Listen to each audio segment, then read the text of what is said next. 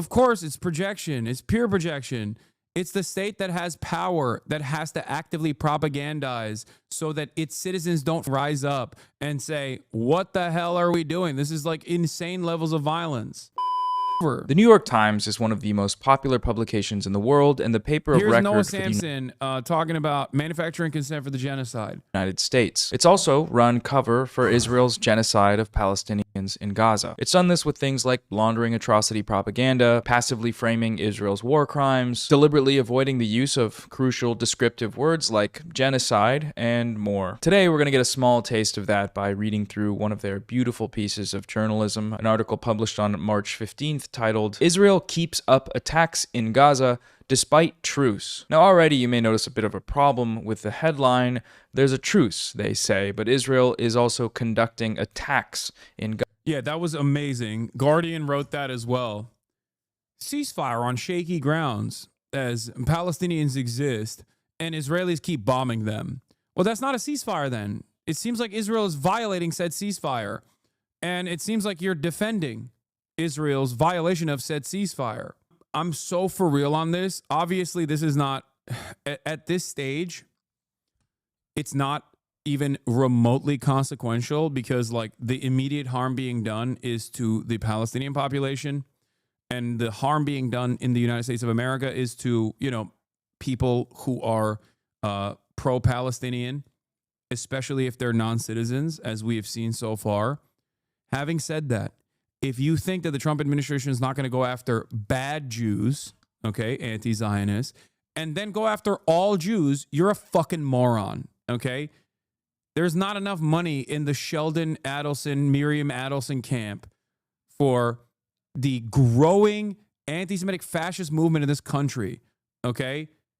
You are not aware of how dangerous things are fucking becoming. And every single moment that you do not detangle Israel from Judaism is another moment where you got 1,000 new people that are like, okay, well, if they say so.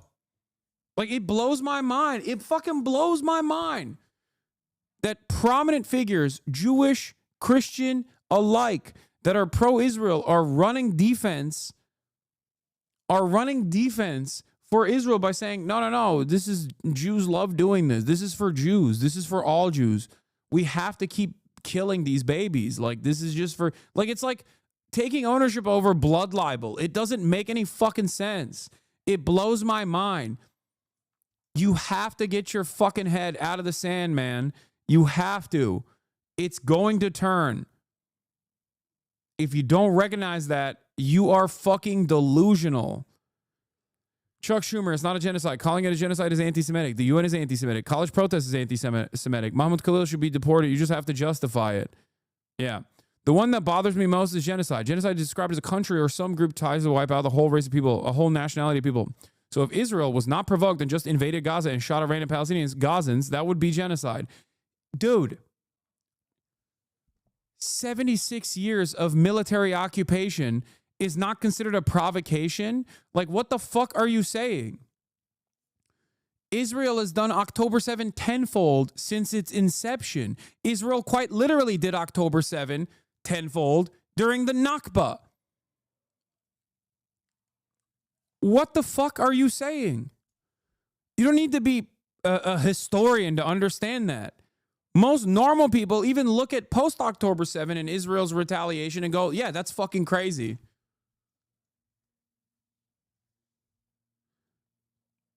Where does it benefit him lying about this, assuming he knows exactly what he's doing? What do you mean? He believes it. Chuck Schumer is a fucking pro-Israel congressperson. He is like unimaginably pro-Israel. That's it. That's literally it. He like truly thinks that these Arab dogs deserve to be fucking ritualistically humiliated and systematically oppressed by an apartheid regime. That's it. It's denial. That's purely it. A lifetime of social conditioning and real fucking hatred against Arabs and Muslims in general. That's not what happened. In fact, the opposite happened. And Hamas is much closer to genocidal than Israel. No, the fuck it's not. No, the fuck it's not. Hamas, okay, by pure numbers, I'm going to repeat this one more time because I've talked about this quite a bit for liberals to understand. Hamas, by pure numbers of targeting civilians versus enemy combatants, is not even on the same fucking playing field as the Israeli occupying force. Okay? They're not. It's like a humanitarian aid organization in comparison to what Israel has done. Just in this iteration alone. This is before factoring in 76 years of apartheid. What the fuck are you saying? If you have a real humanitarian perspective, if you're a real pacifist, okay, and you say it is completely unacceptable to target civilians, no matter what, then you have to be advocating for what you are advocating for Hamas tenfold against Israel. But you're not, because you don't care about humans across the board. You care about certain humans. That's it. Only some people are real people in the eyes of those who defend Israel. That's the difference. That's the fucking difference.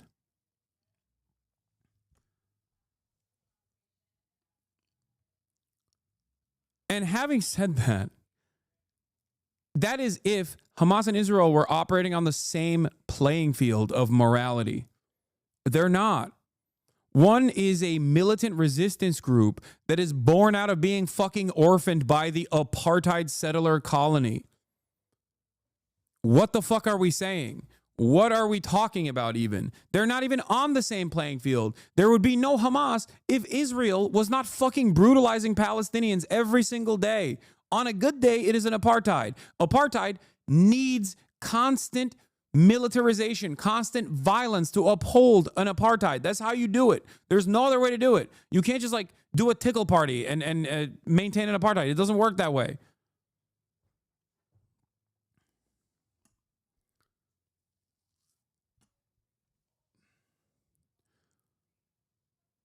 And I told Netanyahu, I said to him what I thought. You got to reduce the number of casualties and make sure aid gets in and stuff like that. Yeah, you don't give a fuck about that, obviously. Here's the difficulty. Hamas is a different way of waging warfare, of using innocent Gaza as human shield. Still, they put rockets in hospitals. They put their military supplies in schools. What is a country supposed to do when rockets are being fired from a school? Yeah, blow up the school, of course. Duh. So Israel's been in a much more difficult position because of what Hamas did. And it's not that Israel's above criticism. Of course it's not above criticism. Yeah, it seems like you think Israel's above criticism, dumb fuck. Okay?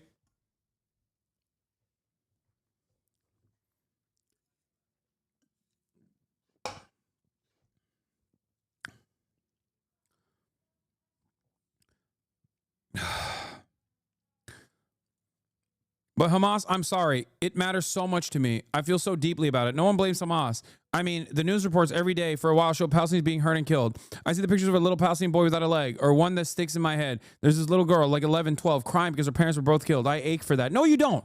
No, you don't. But on the news, they never mention that Hamas used the Palestinian people as human shields. First of all, they do. Okay? It's a fucking lie, and the monsters in mainstream media still do it. Okay? It's our bombs that you gladly fucking send over to Israel, knowing full well that it's going to laser a child that actually kills that child's family. You're a fucking animal. God, I do, to a certain degree, respect when people who are pro-Israel at least try to handle the matter in an honest fashion. I appreciate and welcome people like Chuck Schumer and people like John Fetterman, at the very least, being honest about their fucking brutality. Okay? Being like, oh, you don't understand. It's just like there's human shields. We got to fucking kill some of these children, man. It is what it is. But we got to limit the number of children you're killing. Come on, Israel. I say it all the time. Yeah, but it's also, at the end of the day, still Hamas's fault. It's Hamas. Hamas's existence justifies genocide. How did Hamas came to be? Oh, don't ask that question. You're being kind of anti-Semitic for asking that question. Because everything that Israel does, it does for Judaism, of course. How the fuck do you expect people to not be anti-Semitic when you do this all the fucking time? Of course, people who already operate with nascent anti-Semitism just kind of out there unchecked are going to look at this and be like, all right, well, I guess fucking you're right. I guess this is for Judaism. Here it is. Chuck Schumer, he's Jewish, the leader of the Democratic Party, agreeing with Donald Trump on a lot of this stuff.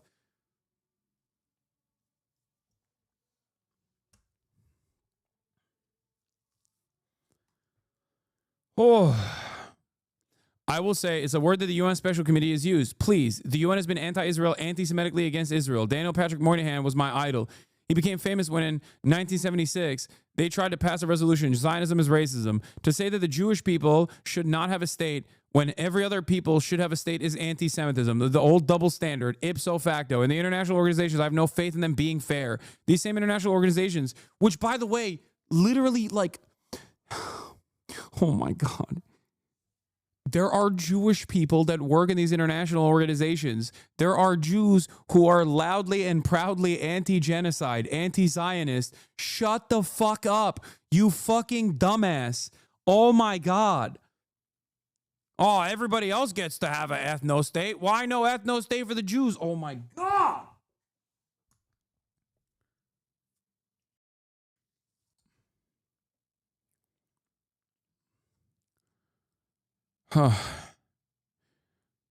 These same international organizations, when horrible things go on in Darfur or China or wherever, they look the other way. No, they don't. No, they don't. They literally do not. Oh my God. You just don't care when they report on that stuff because they're going along with what the State Department is also going along with. What do you make of what happened last weekend when the ICE arrested Mahmoud Khalil, a Columbia graduate who was a Palestinian activist, a green card holder who was one of the few participants in last year's campus protest to identify himself publicly? Apparently, Trump has made good on his campaign pledge and is set to deport him because of his participation. I don't know all the details yet. They're trying to come out, and there will be a court case which will determine it. If he broke the law, he should be deported. If he didn't break the law and just peacefully protested, he should not be deported. It's plain and simple. I'm curious about how you think that how the protest should be addressed, considering the context of what you just said. The Trump admin just announced it's pulling $400 million in funding from Columbia University, given the reason as relentless violence, intimidation, and anti-Semitic harassment. I'm wondering what you make of that. Columbia did not do enough. So it's good that Trump is punishing them.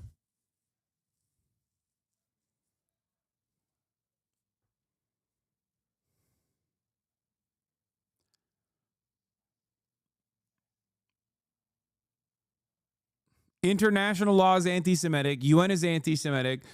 Trump's actions of taking away $400 million in grants from Columbia is kind of on Columbia because they didn't actually follow through on they didn't actually follow through on the shit that they didn't actually follow through on protecting Jewish students, I guess. Hold on. What the fuck is this?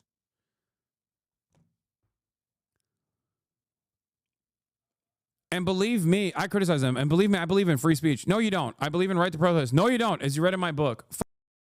Fuck you're part of my the Vietnam War. I say to some people, if I were your age, I'd be protesting something or other. What would you be protesting if you were their age? Would you be protesting against Israel? Because that's the point of consideration here.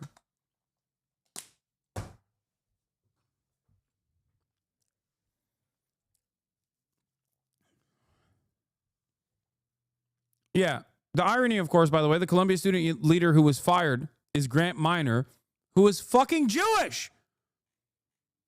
The leader of the UAW student group last week being expelled from Columbia for protesting the U.S.-backed genocide in Gaza, not a peep about this in the fucking news, by the way, is Jewish. Grant Minor is Jewish.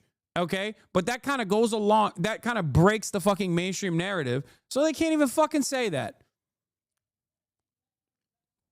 As president of SW Columbia, Student Workers of Columbia, Columbia Student Workers Union, I was also fired from my job. The Trump administration is pushing the narrative. Here's the real story. Thousands of students across the country have been exercising our First Amendment rights to oppose genocide. Standing against genocide is not just a moral imperative. It's an act of anti-racism and solidarity. Columbia's response, expulsions, suspensions, and retaliation. The real Donald Trump administration claims the student movement for Palestine is anti-Semitic and violent. They sent the DOJ to crack down on universities, kidnap Mahmoud Khalil and other students, and they're trying to silence us with fear. I'm Jewish. I work in Jewish studies, and I'm not alone in opposing the ongoing genocide. The Jewish people know what genocide is. That's why so many of us, alongside people of all backgrounds, are standing up against what is happening in Palestine.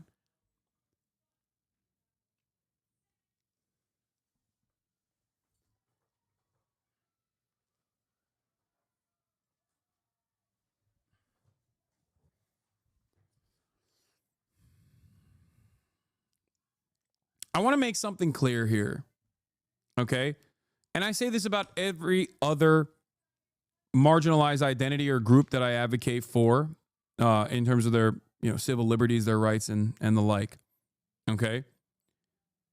Even if 100% of all Jews in America were pro unconditionally in defense of Israel's genocide, okay, and they were like, no, it's awesome, it's for Judaism, I would still stand against it. And I would still separate Israel from Judaism, okay? Because it's not correct. A state does not do religious actions like this. That's not a real thing. It's bullshit.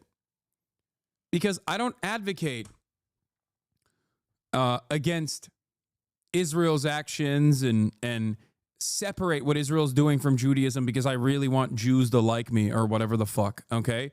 I do it because it's incorrect. Conflating a religion and the state actions is a very damaging conflation. Just like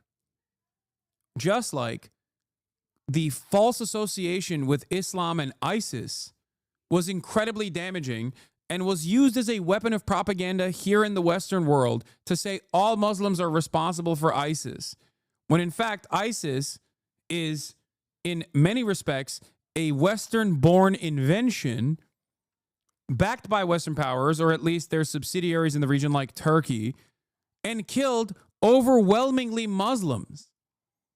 Muslims are not pro-ISIS. And yet every orifice, every fucking media entity constantly made this conflation. And now, because Israel is our ally, people are making that same conflation for Israel and Judaism. And it blows my fucking mind. Because when people are taught that Israel is a Jewish state, is the Jewish state, and it has to do all of its violence for Judaism, at the behest of Judaism, and all Jews love it, you are just making people anti-Semitic. You are teaching people to be fucking anti-Semitic. Because no matter how bloodthirsty people are, not every single person is a fucking Asmongold supporter who's just going to fucking fly off on whatever the hell Donald Trump is saying and go, yeah, that's based, no matter how violent or abhorrent it is. People have the capacity to see dead children in bags that their parents are fucking carrying out of a destroyed building and go, that's really fucked up. That's the most fucked up thing I've ever goddamn seen. And if you associate that fucked up action with Judaism, you are doing literal negative propaganda for Jews, okay? It's insane. No race of people are monolithic. If they were, then the Zionist project would have never allowed for anti-Zionists to exist. Because goddamn, in the past, I would say fucking 4 decades, Israel has tried real fucking hard to monolithize Jews in the Western world. They have tried so fucking hard. Ask the Jewish Hasan heads in here, and they will tell you their own personal experiences. Every fucking Jewish social organization revolves around defending Israel, teaching children at a very early age that like Israel's the most moral nation. And all of Israel's enemies are anti-Semitic, and you should be afraid of them. And Holocaust too will happen if Israel doesn't exist as an apartheid state. If Jews were a fucking monolith, then Israel wouldn't need to propagandize consistently in the Western world. Israel wouldn't actively try to change Judaism into a, for secular Jews especially, into like this Zionist interpretation, an interpretation that entirely revolves around the settler colonial project of Israel existing on top of Palestinian corpses, by the way. No group of people No ethnic group of people or no religion is a fucking monolith.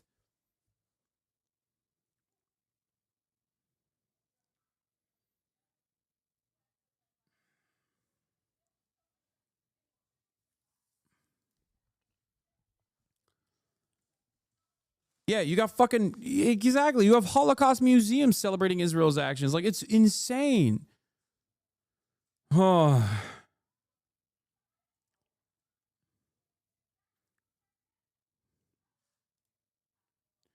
As someone who's trying to learn, can you help me better understand this whole thing with people like Schumer labeling Hamas as a terrorist group, using Hamas as a scapegoat to justify the genocide? I've been talking to someone in chat about AIPAC, and I heard a lot about that. AIPAC is the American Israeli Political Action Committee. It's a lobbying group comprised of American Jews. So it gets to not operate as a foreign lobby, even though it is literally a fucking foreign lobby for a foreign state, the state of Israel. It spends a lot of money to ensure that congresspersons are unconditionally pro-Israel. They will dump like tens of millions of dollars into even fucking primaries, as they did in this last election cycle, to oust any candidate that has ever spoken out against Israel. It is a lobby for a foreign nation. And yet, in the United States of America, it doesn't have to operate as a lobby for a foreign nation. It can engage in any sort of electioneering or any sort of election interference at the behest of a foreign nation.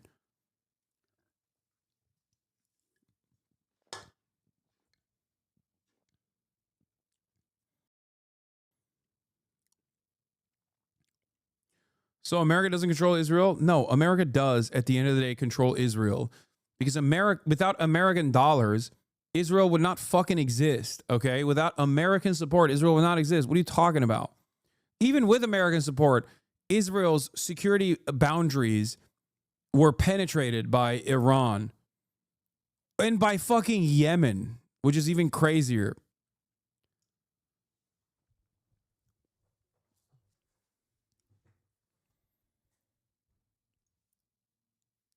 Israel is a very important vestige of American empire, and before that, British Empire too. That's what its inception was.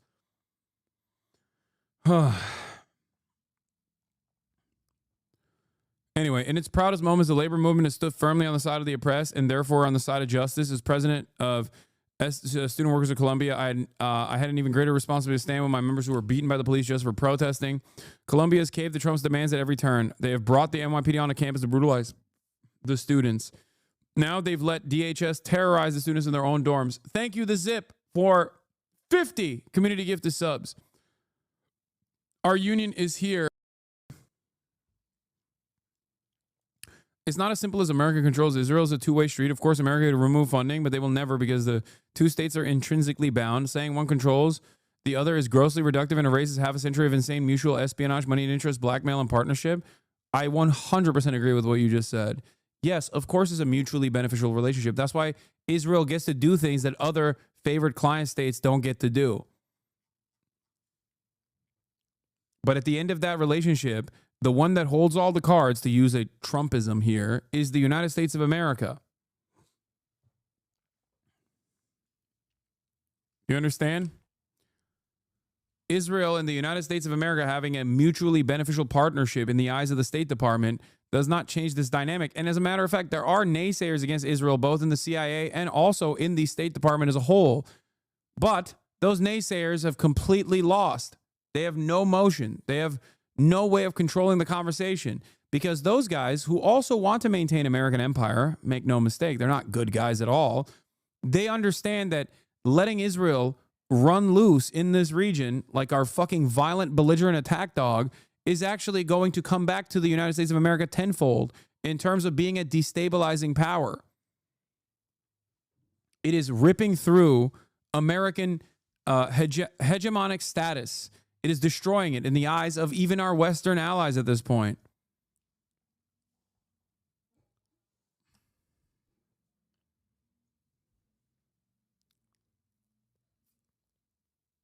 Everyone can see it, especially because it's happening in the backdrop of Russia's invasion of Ukraine.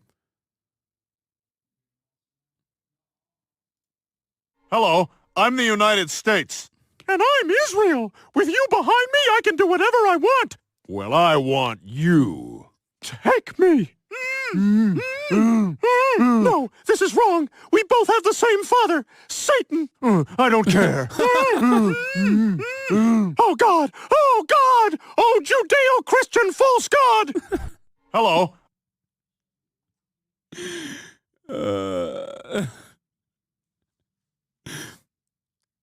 It's funny because, like, now that's, now people be like, this is the most anti-Semitic thing I've ever heard in my entire life. How dare you laugh at this? This is anti-Semitism across the board. Like, yeah, it is. It is an anti-Semitic joke, but it is a joke. But you can't even fucking laugh at a joke like that now because there are real, tangible consequences about jokes like that.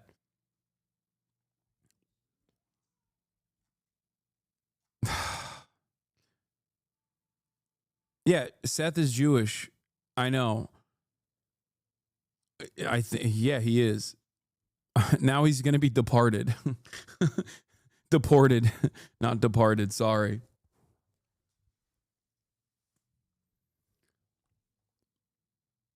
Anti-Semitism is a very dangerous form of bigotry, and accusations of such are taken very seriously. Israel ties itself to Judaism to weaponize that label, and it ironically lessens the power of the word. I fear a future where anti-Semitism is not taken seriously anymore, and Nazis, even normal people, are just casually anti-Semitic. We are living in that world right now. You should be fearful. We are quite literally living in that world. That is the world we're living in. It still has some kind of emotion, but I think the Trump administration is going to fucking ruin that or destroy it in its entirety. I'm telling you right now, man. I'm telling you right now. The very fact that, like, you're sounding kind of dumb today, bro. Get some rest. Thanks, man.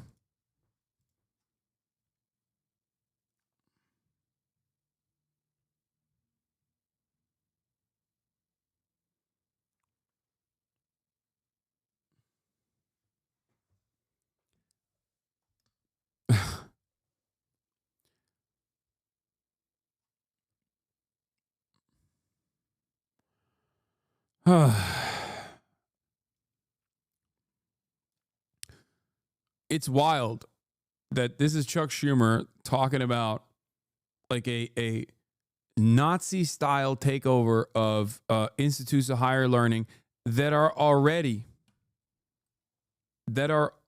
completely pro-Israel to begin with, like with very limited criticisms of Israel that is already allowed, right? Like, it's not anti-Semitism that people are afraid of at these institutions. It's anti-Israel sentiment. They are more afraid of that than anti-Semitism. That much is clear, because even in Colombia, in and of itself, a great example of this is the fucking neo-Nazi protester was captured on camera saying Jews will not replace us, was allowed to fucking graduate from Colombia. They actually put him on remote learning because he was in danger for his own safety. After all of that, they revoked the diplomas of fucking students for the crime of protesting against Israel. The same institution that allows Nazis to come and speak on campus. The same institution that literally allowed a Nazi to fucking go and get his diploma after being caught at Charlottesville. It's not the first time that Colombia has done this. They did this to anti-fascist, anti-Nazi protesters in the 30s as well, for the record.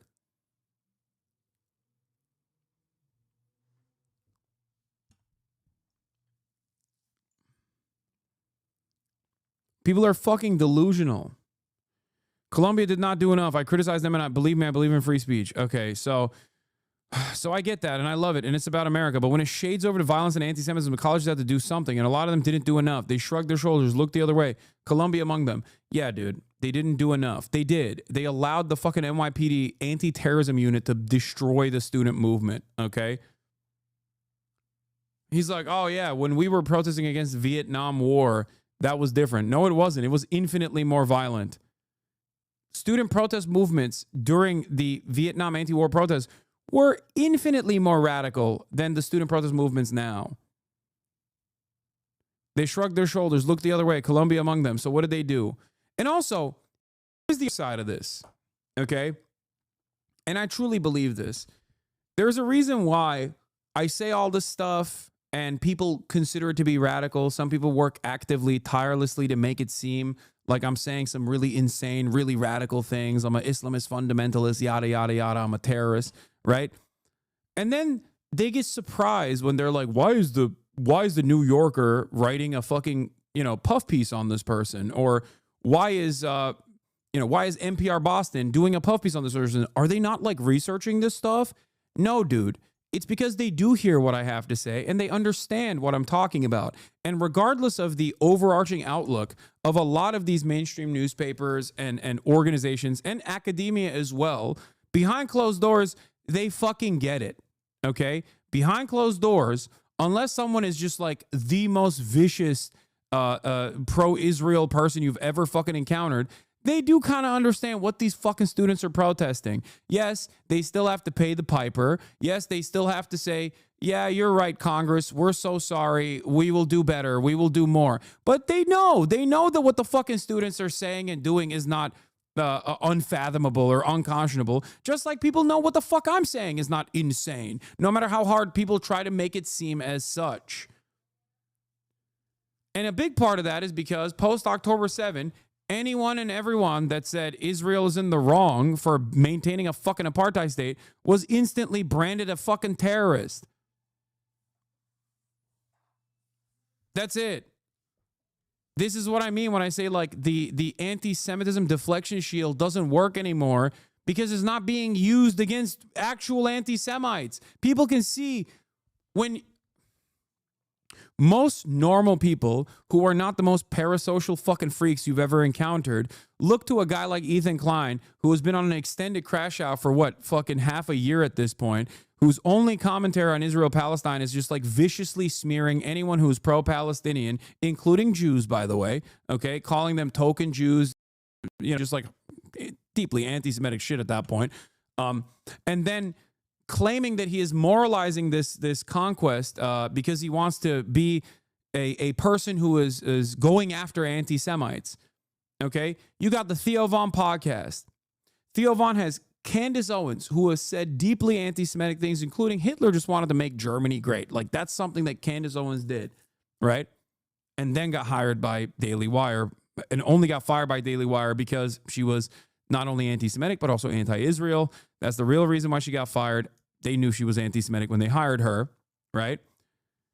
That person gets on Theo Von, and they don't fucking talk about it. Ethan doesn't talk about that. He talks about me going on Theo Von and being like, can't believe Hasan, a radical terrorist, anti-Semite, was on Theo Von. Everybody go and inform Theo Von that he had this guest on. Well, you clearly don't fucking care about anti-Semitism then, dumbass. The fuck are you talking about? That's the point. And people see that. Maybe not like the most parasocial people, but most normal people look at that and go, wait a minute, your conquest is against anti-Semites? And that's why you're yelling at Theo for having Hasan on. I've heard Hasan talk about Judaism not being tied to Israel a million times over and actively speak out against anti-Semitism a million times over. But then you don't have a fraction of the smoke for like real anti-Semites. What the fuck is that? This loser needs to get taken off Twitch permanently. It's bullshit. All right. Now on that note, let's get to Noah Samsen, manufacturing consent for genocide. Is there TOS on here? Gaza. So is there a truce or is there not one? If there is a truce, the correct word to use in regards to Israel's conduct is violates. Israel violates the truce by attacking Gaza. An attack on Gaza is a violation of the ceasefire. Any of those would do, anything other than what is written here. Israeli forces killed at least 9 Palestinians in Gaza in strikes on Saturday, according to the Gaza Health Ministry, the latest in a string of Israeli attacks on the enclave that have kept up despite a roughly 2-month-old truce with Hamas. Okay, wait, so not only did Israel violate the ceasefire, but in doing so, they killed 9 people. Why is this mass killing event being downgraded to simply an attack in the headline? A non-ceasefire violating attack at that? Since the ceasefire went into effect in mid-January, the military has conducted constant strikes in Gaza. Israel has accused militants of threatening its forces by laying explosive devices, flying drones, or by approaching where Israeli troops are deployed. Hamas has claimed those attacks have killed more than 150 people since the truce took effect, at least some of them civilians. And it has... I think if Israel, instead of Israel, our favorite colonial state was instead Liberia, we'd be talking about anti-black racism and not anti-Semitism. Is the fact that the government is using anti-Semitism as a weapon against leftists that makes it topical? What? The only Jews in the U.S. are in danger are the ones outwardly supporting Palestine law. Anti-Semitism is an outmoded perspective that fuels Jewish exceptionalism. What? But there is no proven material basis for that threat. In fact, this new fascism is explicitly Zionist. It's discrimination based on ideology, not Jewish ethnicity. I mean, this person is not incorrect. Yes, the only Jews straightforwardly that are under attack in the United States right now, like the ones that are directly under fire are anti-Zionist Jews. Those are the ones who are getting arrested. We just showed you Grant Minor, the fucking leader of the student movement, who just got fired by Columbia. He's Jewish. All right, 204 TOS. All right. Has accused Israel of repeatedly violating the agreement by continuing military operations. So this is a good example of kind of one of the central issues in this coverage, which is that the claims from both Hamas and Israel are being given the same weight in this debate going on in the article, but only one of the figures cited here can actually be confirmed. When Hamas claims that 150 people have been killed, this is a statement of fact. Israel has killed over 150 Palestinians, the vast majority of whom are civilians, including a number of children. We have the names, the video and photographic evidence of their killings, and the medical records. When Israel says that its troops... Sorry. There's the other thing, by the way. Where is it? There's someone else that said, Jews have a valid claim to being fearful. Can we not do that rhetoric? Anti-Semitism is prevalent for sure, and Jews are valid in feeling unsafe in America. Yes. Okay, I understand that. Except the way that this conversation plays out in mainstream media is that Jewish people are forward, specifically as pawns in the process, to say, my feelings were hurt on campus. And your feelings hurting on campus because the association that you have personally made with Israel is now making you feel bad when someone says, that's a fucking baby murder state that you are defending, then that doesn't fucking matter. Like, fuck your feelings in that situation. We're not talking about like straight up neo-Nazis doing hate crimes against Jewish people. We're talking about this in the context of how pro-Palestinian thought and pro-Palestinian protests are directly under fire. I completely agree with you, but you respond to a chatter saying only pro-Palestinian Jews are unsafe, which is really not really true. No. The overwhelming majority of Jewish people that are directly under fire from organizations, from like actual institutions, if not damn near entirety, are anti-Zionist Jews. If we're talking about individualized violence, like the Jews that are being targeted by the state are not fucking pro-Israeli Jews. The Jews that are being targeted by the state are anti-Zionist Jews. That is a directly anti-Semitic incident, an anti-Semitic process that should terrify everyone. Were threatened, Israel provides no evidence for this claim, and yet the New York Times reports it as if it's on par with the claims made by Hamas, claims which have evidentiary backing. On Saturday, the Israeli military said it struck 2 militants who were operating a drone that posed a threat, and then struck a vehicle carrying others who had arrived to collect the drone operating equipment. It did not elaborate on how they posed a threat to Israeli troops. Oh, okay. Well, this would be good to lead with, I think, the fact that Israel gave no evidence or even explanation as to why they killed 9 Palestinians with an airstrike during a ceasefire. Ismail Thawabte, the director general of the Hamas-controlled government media office in Gaza, said the 9 Palestinians... Look up the UNRWA and what Palestinian children say about Jerusalem. Yes, dude, you're right. Palestinian children they learn to hate Jews at UNRWA schools. You're right. That's why we should blow up all the UNRWA schools. Yeah. Why? Because I saw a video of fucking 12-year-olds being anti-Semitic. Shut the fuck up, dumbass. I've seen all the videos, okay? I don't give a shit. What do you think is worse? A 12-year-old in a fucking captive open-air prison being like, yeah, one day, inshallah, we'll take over Jerusalem again. It'll be ours. We'll rid it from the hands of the Jews. Or like bombing the fucking school and killing that child. What do you think is worse? Jesus Christ. How the fuck do people not understand that? Like, how do they not, how do people not comprehend that? Terror, baby. These are babies of terror. They are learning to hate Israel and Jews at an early age at UNRWA facilities. UNRWA is also a terror educational facility. We must blow them up. They're not even arguing there's no genocide, just saying they deserved it. Exactly. Damn, I quit, dude. You found a video of an UNRWA school where 12-year-olds were saying they hate Jews. We should kill all the Palestinians then. My bad. I had not seen that one video. Now you know the videos I have seen of schools? Yeah, I've seen the schools being blown up with my taxpayer-funded munitions. Okay? I think that is unconscionable. Significantly worse. The fuck are you saying? There's a very obvious reason why Palestinians learn to hate Israel, okay? And then associate Israel with Judaism. Because the fucking Star of David is on the flag that's dropping a bomb on their school. The fuck do you mean? If your only interaction is a military that brands itself as the Jewish military that does everything at the behest of Judaism, falsely conflating Judaism with the actions of Israel, of course you're going to be like, yeah, I don't know. It seems like these guys fucking aren't the fans of me, and I kind of hate them. That's why it's always funny whenever people are bringing up like, oh, these babies, these terror babies, they have copy of Mein Kampf annotated. Look, we found this copy of Mein Kampf in a baby's crib.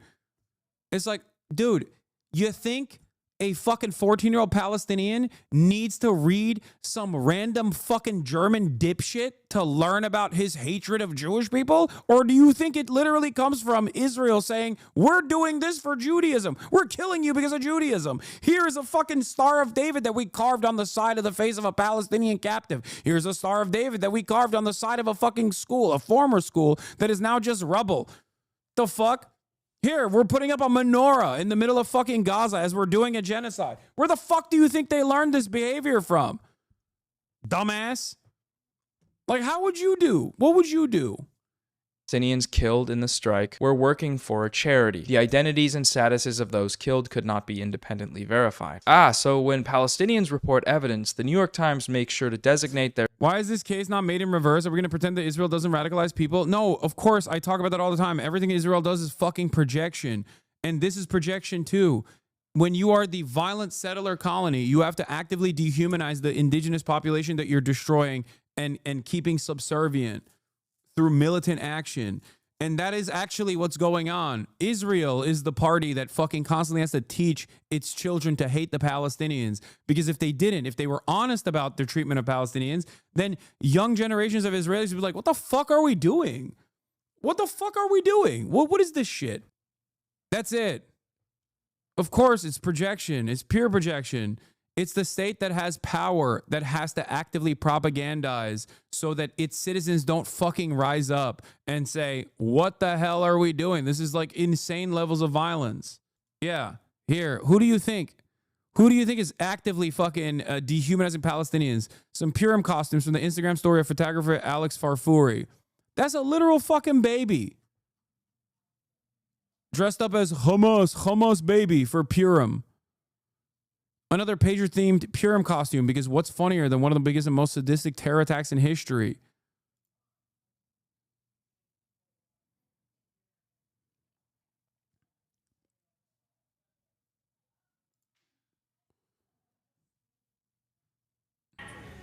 Look, here, this is a celebration of Purim. Terror babies. Here, this is the real terror baby.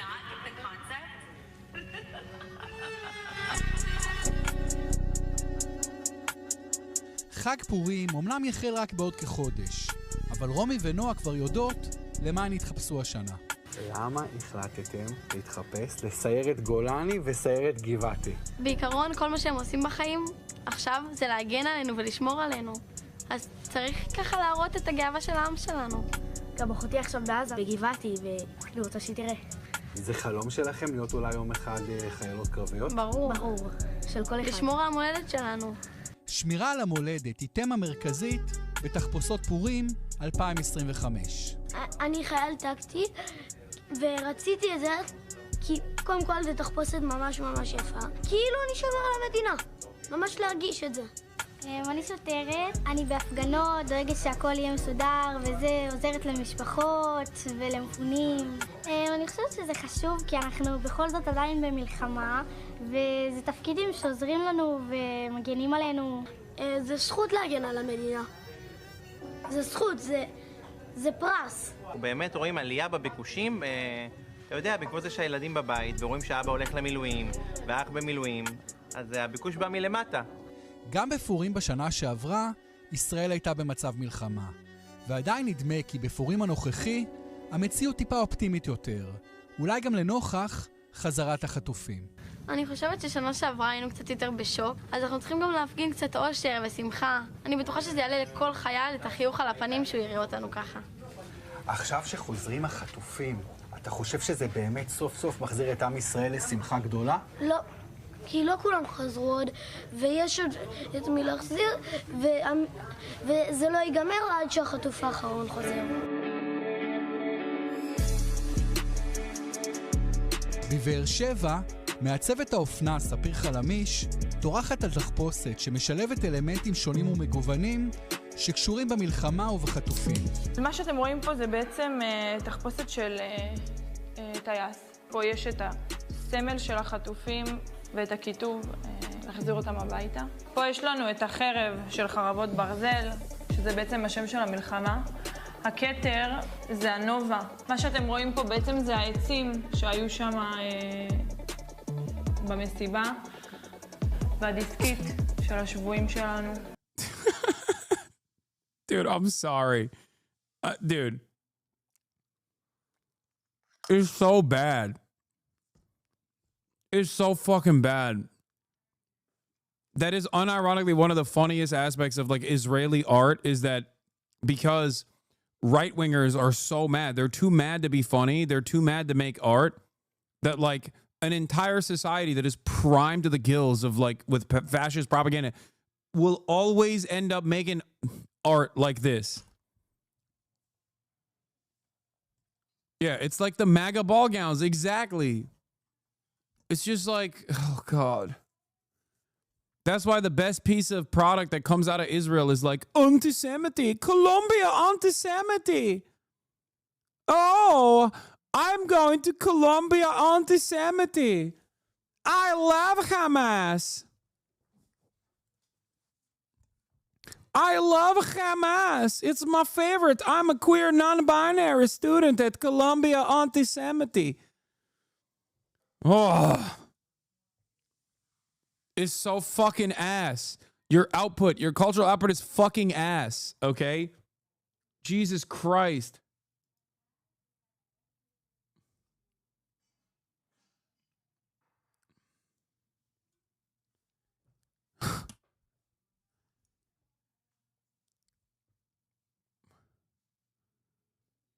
Truly cursed shit.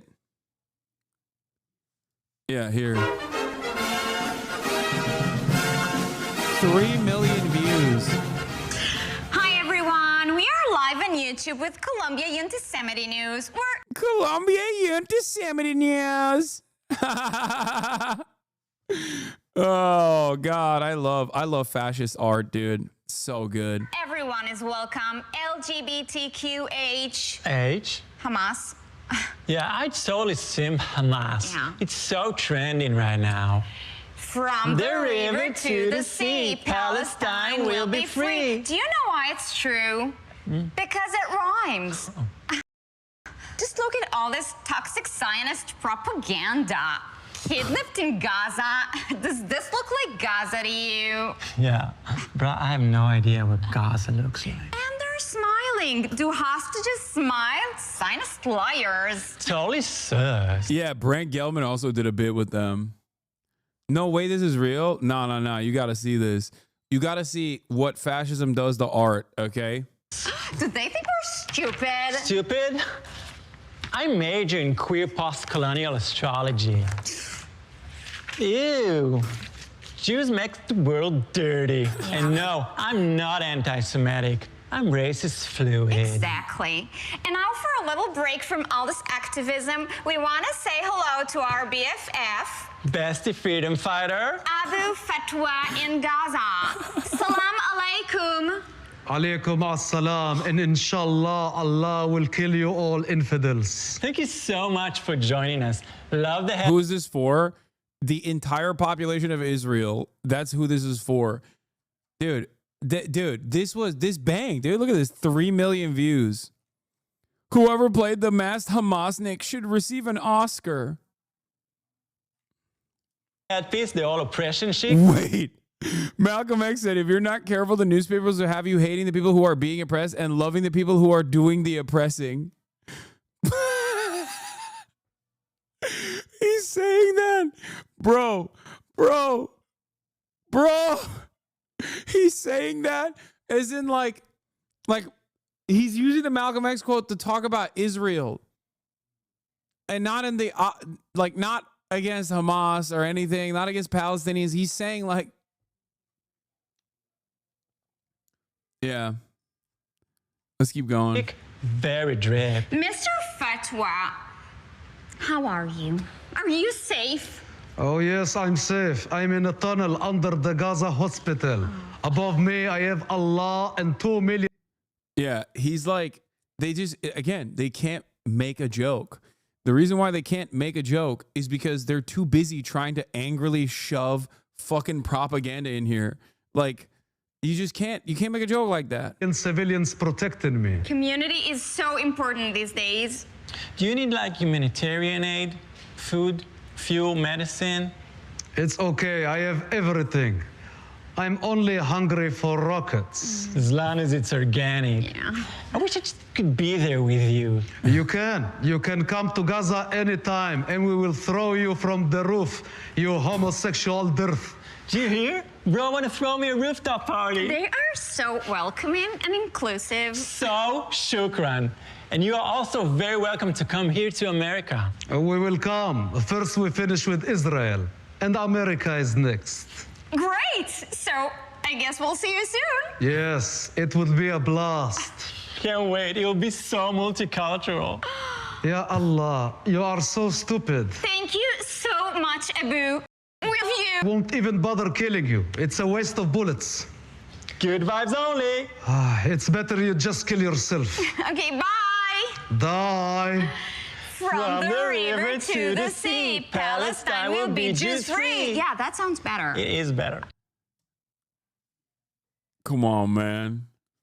That's a banger, dude. Careful, brother. They might ban you for broadcasting terrorist propaganda like this. No. That's the beauty of this. You can do as much terrorism propaganda as you want, as long as it's like American terrorism propaganda or Israel terrorism propaganda.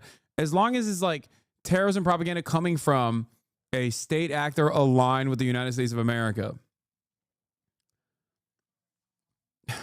This right here is just like straight up. This is a self-inflicted wound. Okay. If Israel wasn't such a fucking firmly committed fascist nation, then they could have better art, but they can't. Destined to eat dog shit food and destined to fucking make dog shit art. Oh, anyway, I love that shit. Injected directly into my veins, dude. Their status as a Hamas-controlled, Hamas being a U.S. designated terrorist organization, mind you. Terrorists are controlling this government media office. That's the implication whenever they use. Oh, they're doing the Houthi-controlled hospitals now, too, by the way. That's the new meta. I like that because liberal media basically made this position the normal position. Like, there's no more like Gazan Health Ministry. It's Hamas-controlled Gazan Health Ministry. Now they started doing it under the Trump regime too. No, they're now saying Houthi-controlled health ministry. It's awesome. Good stuff. Yeah, tell me more about how different this is, Tell me more about how different liberal media is under the Trump administration. Shouts out to Brandon for that one. The Houthi rebel-run health ministry says the death toll from the U.S. strikes on Yemen has climbed to 31, including women and children. Fantastic. Thank you, Associated Press. Doing a great job at journalism in a pivotal time when fascism is basically destroying this country as well. Use this label, and that nothing can be verified independently. The IDF is, of course, absent from the U.S. list of terrorist organizations, despite its many terrorist actions. That's because the U.S. makes the list, and the U.S. and Israel are the good guys, according to the U.S. and Israel. So that takes care of that double standard there. But the independent verification on their claims goes unmentioned. Interesting. The Israeli military said earlier on Saturday that... Yeah, here's Felix's take to this. Replies are all people going, you're reporting the Houthi-run ministry's claims? This is why I fucking hate you, as if they didn't phrase it in that way just to discredit them without making any specific charges. A level below threatening to kill an actor who plays a bad guy. I hate Professor Snape. I hate him. He's a bad guy. I hate that guy. If I catch him in the wild, I'll show him what. Alan Rickman, also based pro-Palestinian advocate, for the record. What is this? Yemeni military.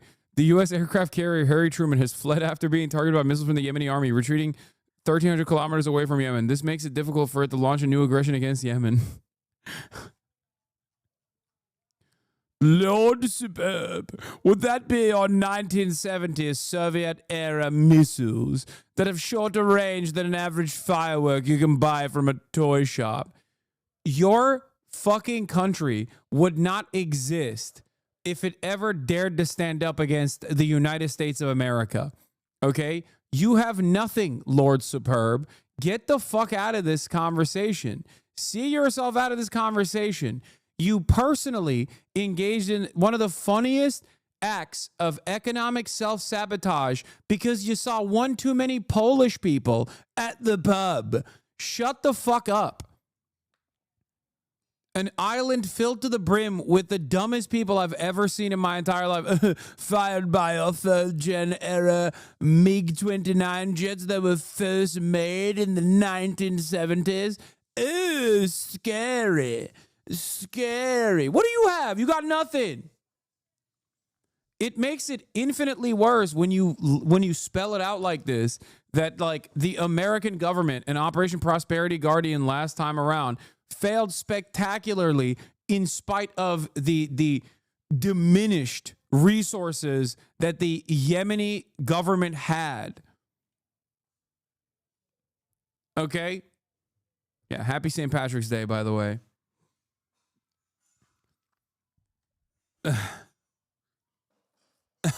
You have nothing in your arsenal that would make me afraid. We will keep the baby killing until morale improves. How dare you? How dare you come after the Amazon shipments going into Israel? They too deserve to eat jellied eels, just like I do. Yes, my good sir. I assure you, the British Navy has the most advanced aircraft carrier in the universe. We just don't have F-35s in it. Yeah, none of that matters. You can't break the spirit of people, okay, that know that their cause is moral, okay? If their cause is anti-genocide, they're on the right side. I can't speak on their domestic affairs. That's not what I'm talking about right now. They're not fucking bombing Sanaa because of, I don't know, whatever mistreatment that they have perceived, let alone that wouldn't actually solve the domestic disputes regardless. The reason why they're bombing Sanaa is the same exact reason why they bombed southern Lebanon. Because they dare resist against Israel. They dare to act against a genocidal state in the region. That's it. Quite the statistic. The U.S. Navy has used more missiles for air defense, in air quotes, since combat operations against the Houthi naval blockade in the Red Sea off the Yemeni coast began in October 2023 than it used in all the years since Operation Desert Storm in the 1990s. In 15 months, the Navy fired more air defense missiles than it did in the last 30 fucking years. And they weren't able to stop. They were not able to stop the blockade. Okay? Sorry. Good luck convincing me.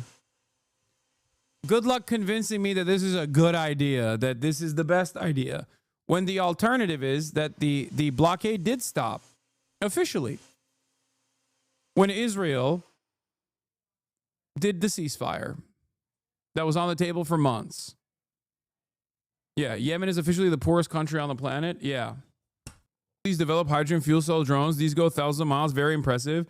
Okay, they didn't personally develop it. I'm fairly certain the New York Times article said they got it from China. Which, hey. Just saying. Do you think a war with Iran is coming in the next week or so? Yes. I think that the attacks against the Houthis are gearing up for some kind of attack against Iran potentially. And that is damaging. And I think Trump will learn that lesson the hard way, most likely. That it had struck 3 militants in central Gaza who were... Don't you think war against Iran could be good for Trump? Are you insane? Here's how this plays out. Donald Trump, the peaceful dove president, decides to go to war with Iran, okay, which is a nation state that is sovereign, all right? It's been outside of the American sphere of influence and been victim to sanctions for quite a while, but that has created a hardened shell outside of Iran in order to survive in spite of those sanctions with a network of collaborators both in the region and also internationally that are also outside of the sphere of American influence. This country has its own weapons programs. This country has its own standing military that are obviously also much better equipped in handling combat, right? Donald Trump goes in and starts bombing Iranian targets alongside the coalition forces in Israel, probably some British people too. They're all around the area, right? Iran's retaliation, depending on the severity of escalation from the allied forces in this regard, the real axis of evil here, Israel, America, England, and the like, is going to not be to, I don't know, activate sleeper cells in America or whatever. They're just going to take it directly to fucking Saudi Arabia, America's ally in the region. Saudi Arabia, the economic engine that fuels the world, quite literally, not just figuratively, but also quite literally. What are they going to do in that process? That's right. They're going to fucking blow up the oil refineries. And that's all it takes. Then the market obviously nosedives after that. All of a sudden, there is a major oil shock. It's basically worse than the Nixon oil embargo. It's literally worse. Complete global collapse. Complete global collapse. The entire market is ruined. World war.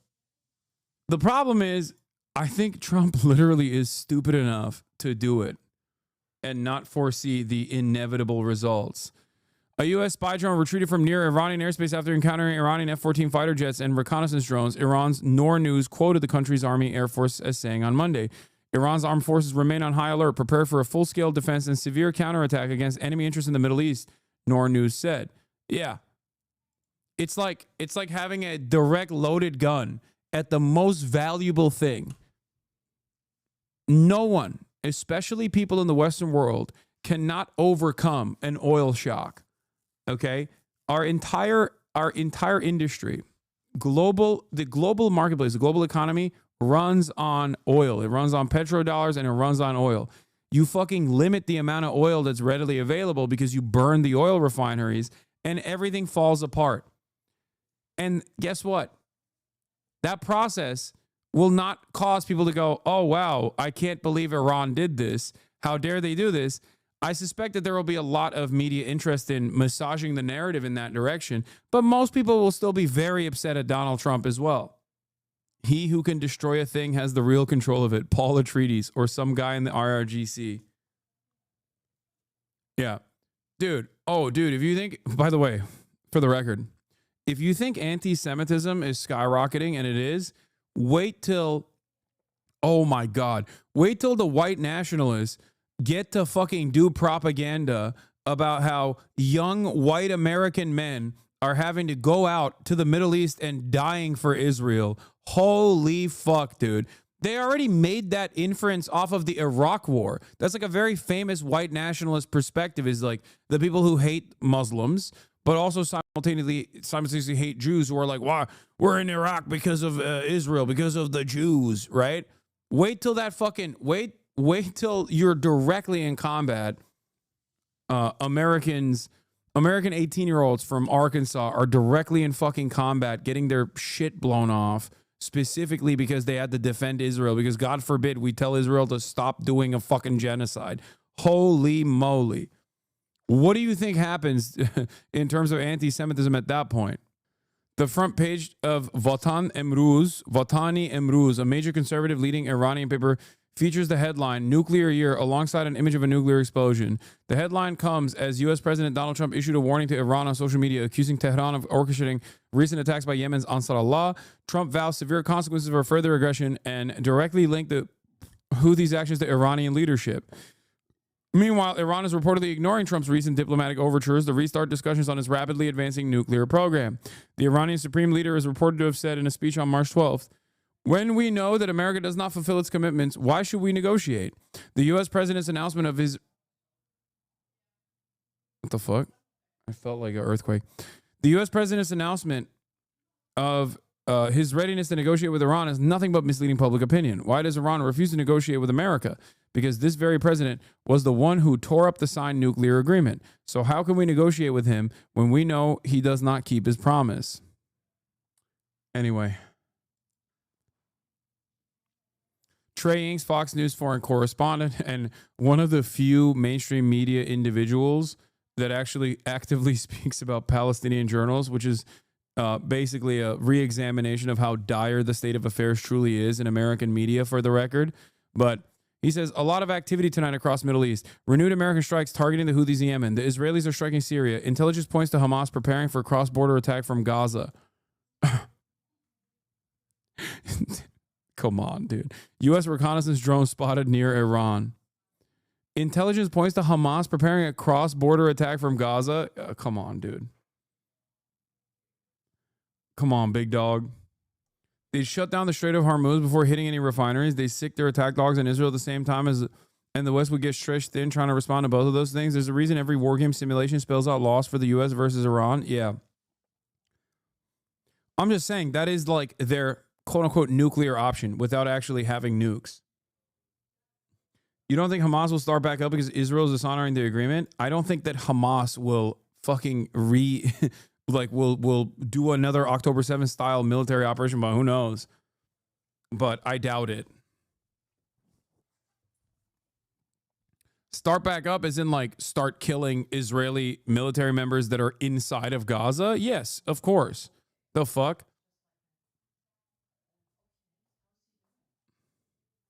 Will China come defend? No. No. China will not do that. Were attempting to install explosive devices on the ground near Israeli soldiers. Officials in the Gaza Health Ministry did not respond to requests for comment. The steady drumbeat of Israeli strikes is a reminder that while Israel and Hamas have reached an agreement that paused most of the fighting in Gaza, a comprehensive truce is still nowhere in sight. In Lebanon, Israel is conducting a similar aerial campaign against the Lebanese armed group Hezbollah, a Hamas ally, during the US-brokered ceasefire there, saying Israeli forces are attacking sites and operatives that have breached the agreement. So the exception to the rule of, quote, most of the fighting being paused in Gaza is the steady drumbeat of Israeli strikes Why is the steady drumbeat of Israeli strikes not the focus of this article? What a poetic way to describe something that must certainly be in violation of a ceasefire, right? Steady drumbeat? The war in Gaza began after Hamas's deadly October 7th attack on southern Israel, which killed about 1,200 people, mostly civilians, according to Israel's government. About 250 others were taken back to Gaza as hostages. The New York Times, as most Western outlets do, choose to start the clock on this war on October 7th of 2023. Did anything happen before that could have led to the conditions that may have led to such an attack? Or any other options explored, perhaps even nonviolent ones by the people who undertook it to alleviate said conditions? What happened in the preceding 70 years? Was there a brutal occupation and a repeated campaigns of ethnic cleansing, a medieval siege controlling everything that goes in and out of the Gaza Strip, repeated high-tech massacres of innocent civilians in Gaza, massacres Israel itself refers to as mowing the lawn? Is any of that relevant? Who knows? Definitely not the New York Times. Israel's subsequent military campaign against Hamas has killed more than 48,000 people, including thousands of children, according to the Gaza Health Ministry. The figures do not distinguish between civilians and combatants, and the Israeli military claims to have, quote, eliminated nearly 20,000 Hamas operatives. So this is just straight up IDF propaganda right here. Weighing these claims against one another as even remotely comparable is IDF propaganda. There's no other way of putting it. The Israeli attacks in Gaza are characterized by an extremely high civilian casualty ratio in comparison with other armed conflicts in the last decades. As of January 2025, 15 months into the attacks, over 46,000 persons have been killed by Israeli forces in Gaza. Some 24,000 out of the 40,000 who have been identified are women, children, and older persons, making almost 59% of the identified fatalities. While the estimated number of combatants killed by the ISF varies, there is no doubt that civilians comprise the vast majority of the persons killed since the Israeli attacks began. According to a United States intelligence assessment from May 2024, Palestinian armed groups have lost 30 to 35% of their fighters in Gaza since October 2023. The commission therefore estimates the death toll of Hamas and other armed groups as between 6,000 and 14,000, given an estimated strength of about 20 to 40,000 militants prior to October 2023. One report estimated that 8,500 militants were killed. The ISF claimed in October 2024 that it had killed about 17,000 Hamas operatives and members of other armed groups. Given that the number of adult male fatalities since October 7th has been around 16,000, this would mean that the ISF considers all adult male Palestinians in Gaza to be members of armed groups and so legitimate targets. So even if the total number of male deaths were 16,000, 4,000 less than what the New York Times is so graciously quoting the IDF as saying, that still means that there are no innocent men in Gaza. The IDF has repeatedly egregiously lied about the ratios of combatants to civilians killed. The evidence we do have, far from being the most moral army in the world, it's like the least moral army in the world by a long shot, the army that committed and is currently committing genocide. That's another thing that goes completely unmentioned in this article is the whole genocide thing. Who cares about that though? That's just a bunch of independent human rights organizations. The only credible sources on the matter are the IDF, I guess. There's certainly no conflict of interest there in citing them. Israeli leaders say they will not end the war against Hamas until they topple the group's rule in Gaza and the territory no longer poses a threat to Israel. Hamas has shown some willingness to give up civilian governance in Gaza, but has drawn a red line on disbanding its battalions of armed fighters. How rude of them to refuse to disband their military capabilities. It's not like that's some recognized right under international law for an occupied group of people. Dicks. Israel and Hamas are supposed to be negotiating the next steps in the ceasefire agreement, which would involve a permanent end to the war, the release of the remaining living hostages, and a full withdrawal of Israeli forces from Gaza. Mediators, including the United States, Qatar, and Egypt, have made little headway so far, given the entrenched disagreements between the two sides. Yeah, entrenched disagreements. Both sides have those for sure. Could there be any valid reasons for disagreement among one of the two parties? Perhaps the violations of the ceasefire that you just spent an entire article describing, could that have anything to do with these alleged disagreements from both sides? I legitimately cannot read the New York Times without getting really angry and writing a script about it. Israeli forces remain deployed in a buffer zone inside Gaza and along the Philadelphia corridor, which runs along Gaza's border with Egypt. Under the terms of the ceasefire, Israel was supposed to have withdrawn from the Philadelphia corridor by mid-March. Oh, that's good. Thanks for the heads up. So they also are violating the ceasefire in another way, on top of the steady drumbeat of attacks. Thanks for letting us know, I guess, at the very last sentence of the article. Really cool. So what do we notice from this article here? Overall, it's just a masterclass in manufacturing consent. The New York Times passively reports clear evidence of Israel's ceasefire violations while weighing them against Israel's unverifiable defenses with long histories of fabrication and falsehood. The New York Times offers a disgustingly passive and vague recounting of the numbers, names, and circumstances surrounding the Palestinian deaths. The death toll of over 150 Palestinians includes many children, such as Ahmad Abed, a 7-year-old Palestinian boy that was killed just days ago. Crucially, though, the article makes no mention of Israel's complete blockage on humanitarian aid from entering Gaza. On March 15th, the day that this article was published, Israel had completely blocked any entry of humanitarian aid into Gaza for over 2 weeks. 2 straight weeks of no food, no water, no supplies, no housing, a recent total halt on any electricity, all of these restrictions calculated to bring about the suffering and destruction of this group of people, and all of them in direct violation of the ceasefire agreement, international law, and the ICJ's provisional measures issued against Israel to prevent the crime of genocide from taking place. To the New York Times, none of this is important. The fact that 6 babies have frozen to death due to the harsh conditions, lack of fuel, and lack of housing, all a direct result of Israel's aid blockage, completely man-made deaths, all of that is unimportant to the New York Times. To end this video today, I want to turn briefly to the newspaper Haaretz. Haaretz is the Israeli paper of record, and Haaretz is weird because a lot of their coverage is as bad or worse than the New York Times in terms of caping for Israel's genocide, but of late their coverage has been quite direct and honest, much more than anything you'll see in the West. That isn't saying much, but let's just read to get an idea. Article headline: 9 killed in Israeli airstrikes in Gaza, including journalists, Palestinian medics say. Right away, wow, okay, look at this. 9 killed in not just attacks, but Israeli airstrikes. They're naming the perpetrator. The victim include a claim made by the source of Palestinian medics. That's crazy. They didn't call them U.S. terrorist designated Hamas-run health ministry operatives or whatever. They just said Palestinian medics. How refreshing. The IDF said it targeted a terrorist cell operating a drone that was threatening Israeli forces, while local media outlets in Gaza reported that the victims were journalists using a drone to film humanitarian aid. Even the simple choice of what order to place those sources and quotes in does something, right? Contrasting the IDF's claim with the many sources in Gaza with no conflict of interest, unlike the IDF, makes the summary of the situation a little more honest, I think. Israeli airstrikes in the Gaza Strip on Saturday killed at least 9 people, including 3 local journalists, according to Palestinian medics. The death toll represents the highest number of casualties in a single day since the ceasefire between Israel and Hamas began in January. The IDF said 2 of the victims were operating a drone. Wait, what did he say? That guy said Hamas should put you in front of a firing squad? Is that what he said? Hamas should be put in front of a firing squad.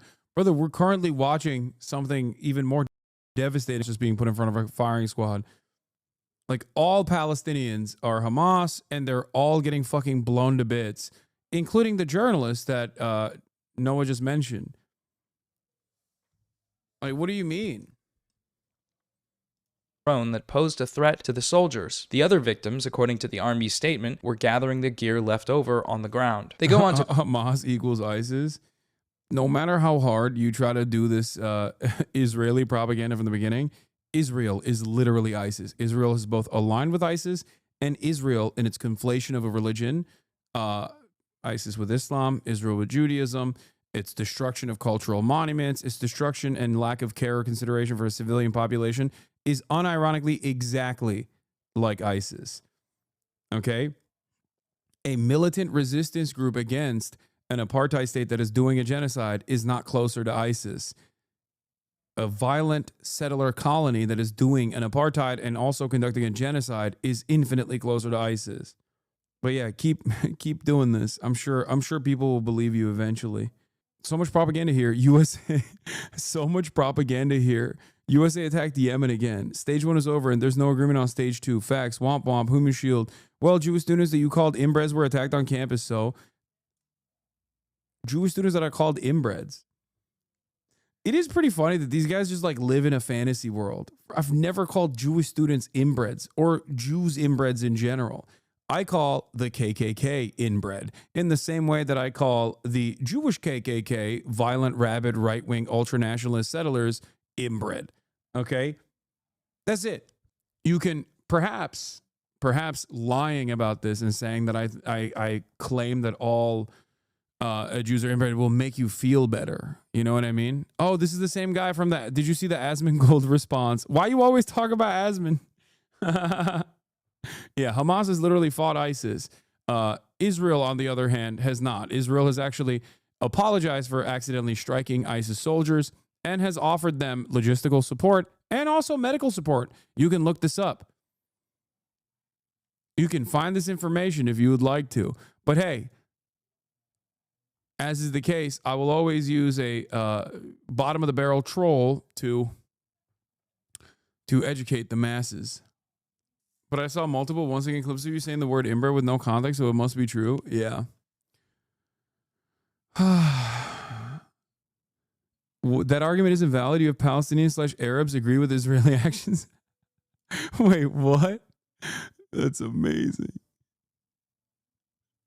Yeah. Palestinians fucking love getting killed by Israeli bombs. Like, they love it. They're like, please, more of this. Quote, the IDF's miraculous revelation that every single person that they killed, including the multiple journalists, were actually covert, undercover terrorists, operatives. It's far from the first time they've had such miraculous revelation. Hey, my boy, he made it too. Shouts out. Post-journalist murdering. The Palestinian Journalist Protection Center in Gaza said that the victims were journalists using a drone to film humanitarian aid. The organization said in a statement that the targeting of journalists prevents the world from being exposed to the truth about what is happening in Gaza, and called on the international community to condemn attacks on journalists. This assault constitutes a war crime that violates press freedom and endangers media and aid workers, they added. More journalists have been slaughtered in Gaza over the course of the last 17 months than any conflict in modern history. This is just another chart in the long graph of such murders. And on top of there being a righteous call to condemn such actions is the repeated cowardice of journalists from places like the New York Times for staying completely silent on what's happening, for being willing to publish articles that normalize Israel's war crimes and genocide, while the people of their own profession are being cut down, murdered repeatedly with their families. Yeah, one of the few journalists in the Western world that has actively spoken out against Israel's crimes against journalism is fucking Fox News international correspondent Trey Yingst.